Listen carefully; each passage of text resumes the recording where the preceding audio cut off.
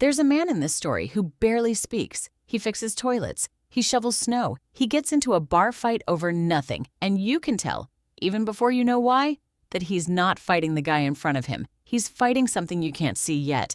By the end of this video, you'll understand why one single night, buried deep in his past, turned this man into a ghost who's still technically breathing. And I promise you, once you know what happened, you'll never look at silence the same way again. Picture a man who has shrunk his entire existence down to the size of a basement apartment. He works as a janitor. He unclogs drains. He replaces light bulbs. He says almost nothing to the tenants who complain about him. And when one woman tries to flirt, he can't even meet her eyes.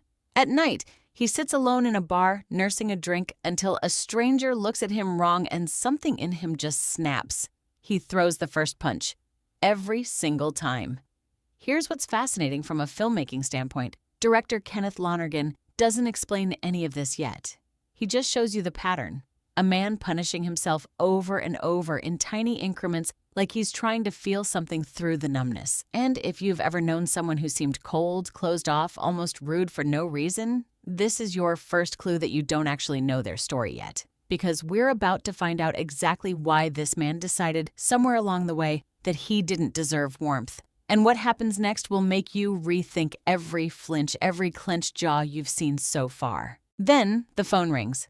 His brother Joe, the one steady, warm presence in his life, has collapsed.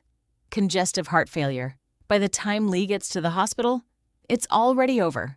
And here's where the film does something quietly brutal. It doesn't let Lee break down. He signs the paperwork. He asks logistical questions. He calls his teenage nephew, Patrick, to break the news. And even then, his voice barely changes register.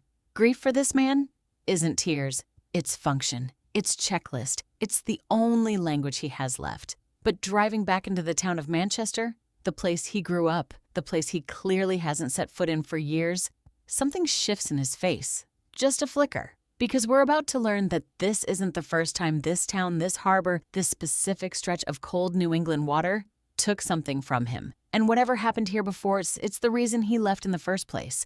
Now here's where the story pulls the rug out from under you. And it does it so gently, so unexpectedly that the first time you see it, it barely registers as the gut punch it actually is. We drift into a memory.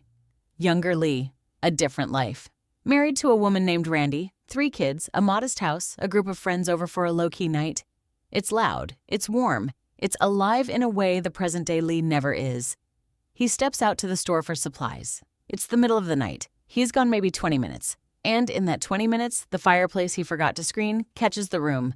The house burns. All 3 of his children die. There's no swelling score here, no manipulative slow motion. The film shoots this catastrophe with almost documentary restraint. Firefighters, neighbors, Lee running barefoot down the street screaming.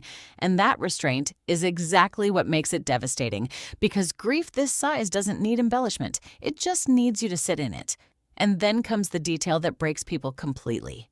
At the police station afterward, in shock, Lee grabs an officer's gun off his belt and tries to end his life right there. They stop him. They let him go. Because legally, it was ruled an accident. No charges. But here's the thing you need to understand about this man. The thing that explains every frozen, joyless moment we've watched so far. The law found him innocent. He never did. So what do you do after that? How do you keep living in a town where every street corner remembers your children? Randy couldn't stay married to him, not out of cruelty, but because grief like that either bonds 2 people or it hollows the space between them completely. And for them, it hollowed it. They divorced. And Lee did something almost nobody talks about when they talk about coping with trauma. He didn't run toward comfort. He ran toward punishment. He left Manchester. He took the most menial, anonymous job he could find in a city where nobody knew his name. He built himself a cell disguised as an apartment. And that bar fight from the very first scene? Suddenly it makes horrifying sense. He's not looking for a way to feel better. Some part of him is still trying to get hurt, still trying to pay a debt he's convinced can never actually be paid off. This is the quiet devastation at the heart of the whole story. Some wounds don't heal because the person carrying them has decided they're not allowed to heal. And now, this same man, broken, exiled, punishing himself in slow motion for years, is about to be handed the one responsibility he feels least equipped and least worthy to carry. At the lawyer's office, Lee learns something Joe never told him while he was alive. He's been named Patrick's legal guardian, full custody of his 16-year-old nephew. You can watch the blood leave Lee's face in real time. This isn't joy. This isn't even flattery. It's panic, pure physical panic, because the last time this man was responsible for a child's safety, that child died. Joe knew about the fire. Joe knew everything, and he chose Lee anyway, not despite the tragedy, but almost because of it. Believing his brother deserved a second chance, he clearly never gave himself.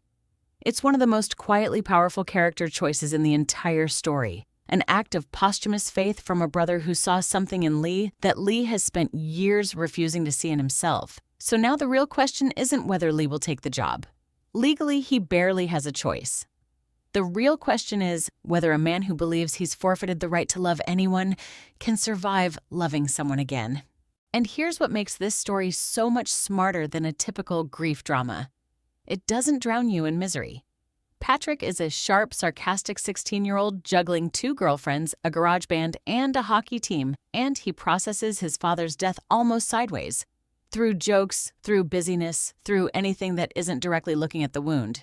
There's a moment where he opens the freezer looking for something to eat and comes face to face with his father's frozen body, waiting for a burial the ground itself won't allow yet. And he doesn't collapse. He just quietly shuts the door and keeps functioning.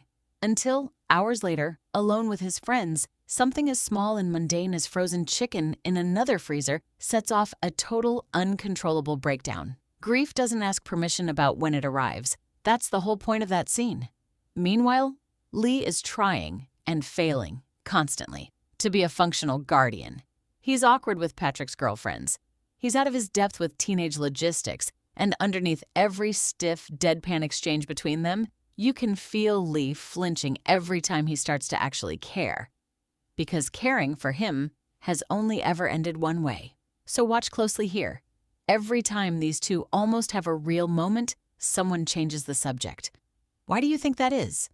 There's a detail in this story so simple it almost slips past you, and yet it might be the single best metaphor in the entire film. The ground in Manchester is frozen solid in winter, too hard to dig a grave. So Joe's body has to wait, stored in cold storage until spring finally softens the earth enough to let him rest. Think about that for a second. An entire town, an entire family, physically cannot bury its dead until the world itself thaws. It's not subtle, but it doesn't need to be. Because that's exactly Lee's condition too. He's frozen, stuck between a death he can't process and a future he doesn't believe he's allowed to have. And somewhere out there, a much bigger question is starting to take shape. What actually has to happen? What has to thaw before a man like this can finally let himself grieve out loud? Then, on a random street corner, it happens.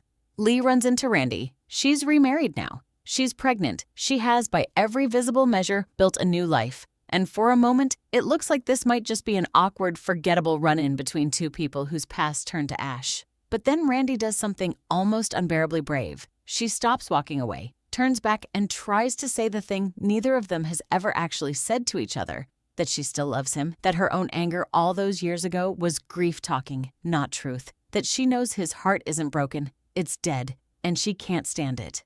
And Lee, this man who has spent the entire runtime deflecting, joking, punching, running, just stands there, shattered, apologizing, saying there's nothing left underneath for her to find. It's one of the most devastating 2-minute scenes in modern American film. Not because of what's said, but because of what it proves. Forgiveness from other people was never actually the obstacle. Randy forgave him. The town mostly forgave him. The law forgave him years ago. The only person who never did was standing right in front of her.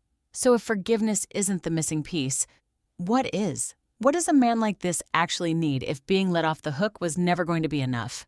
In the end, Lee doesn't get fixed. And that, honestly, is the bravest choice this story makes. He tells Patrick the truth. He can't stay in Manchester. Not because he doesn't love him. You can feel, by now, that he genuinely does. But because staying means living inside the wreckage every single day, and he's not strong enough for that yet. Maybe not ever. So instead of forcing a Hollywood transformation, he does something quietly responsible. He arranges for Patrick to stay with family friend George, keeps a spare bedroom for him back in Quincy, buys a boat they can share summers on, Joe's old boat restored, and commits to the one thing he can actually offer. Not healing. Presence in the amount he can survive giving. It's not a redemption arc. It's something rarer and more honest. A portrait of a man learning to carry a wound without letting it destroy everyone around him too. And that, more than any tidy ending, is what makes this story linger. Because most of us have met someone like Lee. Maybe you've been someone like Lee. Someone who loves people from a careful distance, because getting close once costs too much. So here's what I keep coming back to. Healing doesn't always look like recovery. Sometimes it just looks like showing up, imperfectly, again and again, for as long as you can stand it. That's not weakness.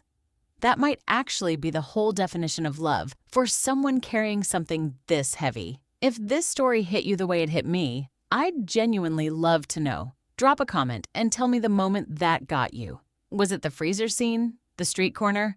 Let's talk about it down below. And if you want more recaps that go beyond the plot and actually dig into why these stories wreck us, hit subscribe, and I'll see you in the next one.